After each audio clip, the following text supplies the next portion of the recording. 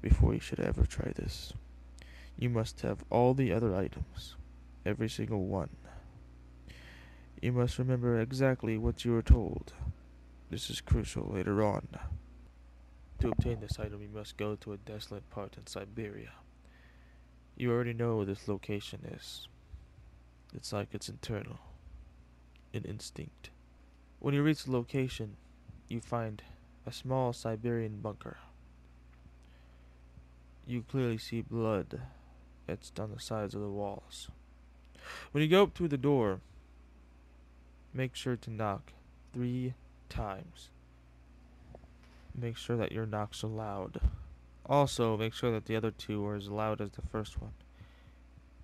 If any of them are louder or quieter than the first one, you will not work, and you must leave and wait 1 year before returning. Should you get it right, though, the door will unlock. This is your one and only chance to turn around now. If you should enter, there is no turning back. Should you enter, close the door behind you. This is the only way it would work. Once you close the door behind you and you turn around, the door is gone and replaced with a wall of cement, similar to the walls around you. Walk down the stairs. The hallway should take a few minutes. The only thing you should hear is the ringing in your head to substitute the silence. If you should hear laughter or anything other than that, crouch down and cover your eyes with your hands. Hold them tightly. Don't open them, even within your hands. It would feel as if someone is trying to touch your hands. They are. If you open your eyes, they will pull your hands away. At that point, praying for a quick death is your only option. First, remove your hands slowly. You will feel of which that your hands are being pushed together. Fight that urge. Also, try to open your eyes slowly. This will avoid dizziness. Also, to avoid dizziness, stand up slowly. You'll want to see clearly when you're going down these stairs. Also, while traveling down the stairs, do not touch the walls. Should you touch any of the walls, the things that were hiding so silently would grab you. The things they'll do to you would make the most disgusting and torturous things you could probably conjure up seem tame. Should you hear something of a murmur from the top of the stairs, run. That murmur will turn into a blood-curdling scream, for something is coming after you. What it intends to do to you, you never want to know. Quickly run to the door. Open it and slam it behind you. You will hear the force hitting the door as you close it. You're safe for now. Should you pass the point without hearing the murmur, count yourself unfortunate, for it's right in front of you. Pray that he kills you quickly. If you were to have closed the door and a loud thud would have followed, that means that you can continue. If you were to have closed the door and the thing would have broken through, you have only one option left. Do you remember the baby?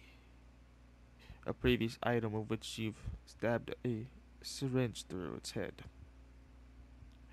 Follow these instructions very closely. Remove the scalpel from the baby. As soon as his eyes open, throw it at the creature. It will then cradle the baby and run off. Should you drop the baby and throw the knife at it, it will do nothing. Of which then the baby and the creature will disembowel you. Should you not bring any item, the thing will take you in its place. Pray it kills you. If not, you will have to stare at its grotesque face as it cradles you for eternity. As you walk in the dark room, you will notice that lights will reveal pedestals, each of them ranging in size, but the biggest one is in the middle, or on the rings of other pedestals. You should resist not going to it first, for multiple numbers are on each pedestal, ranging from 1 to the last one. You must then, numerically in numeric order, arrange each item. Should you get it wrong, you'll be trapped. Should you only bring one item, and not all of them, you'll be trapped. Should you get all the items, and arrange them in numeric order, a passage will reveal itself in the far wall, lit by one single candle. When you walk up to the door, you reveal that there is another candle beside you, on a stand. You pick up the small stand to see that there is a match right next to it. You light the match to find that the flame is blue. You light the candle with the blue match, and a blue flame will emit from it. The light is bright, but you adjust to it. You walk in the dark hallway, and it reveals pictures. Pictures of which, when you're a baby, the more you walk down, the more you age in the pictures. When you reach halfway in the hallway, you find that you see a picture of yourself holding the candle. You stare at it and realize at this point you'll be looking into the future. Should you try and turn around, a presence will push you forward. If you walk forward, you will see aspects of your future, some of which you've never noticed, and some you know will happen. At the end of the hallway is a picture of a skeleton. You're a skeleton. You notice that there's a knob on the picture. You're reluctant to open it to find a lit room. There, someone sitting in it. He's an old man, around 80 or older. You sit down on the table. At this point, you should ask only one question. You say anything else, and he will switch souls with you. You will live eternity as an old, wrinkled man, waiting for another.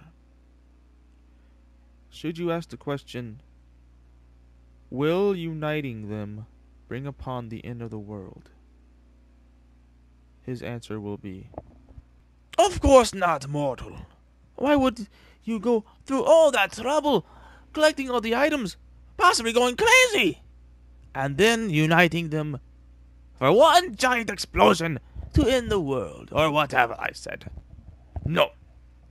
The real reason why the items are being collected is because I wanted to collect them. All 500, well, over 500 items, and they're mine now. Thank you, mortal. Thank you. Here is your reward. He then swings his hand in a circle as a strange-looking staff drops on the table. This is called Wabbajack, a creation of mine. My prized item is yours now. Take it. Take it and cause merriment of madness and fun. Oh, and if you run into Haskell, tell him Sheogorath sent you, and he'll give you a strawberry tart. Ta-ta! He snaps his fingers, and a range of colors flashes before you. You then wake up to a 5-star hotel. A voice from behind you says, "Excuse me, sir. Do you have a reservation?" For some reason you reply with, "Sheogorath sent me." He then smiles and hands you a strawberry tart. "Enjoy your stay, sir." There he gives you the keys to a 5-star room in the beautiful city of New Sheoth, where you become a new citizen of the Shivering Isles. Courtesy of me, Sheogorath, Prince of Madness. Didn't see that coming, did you?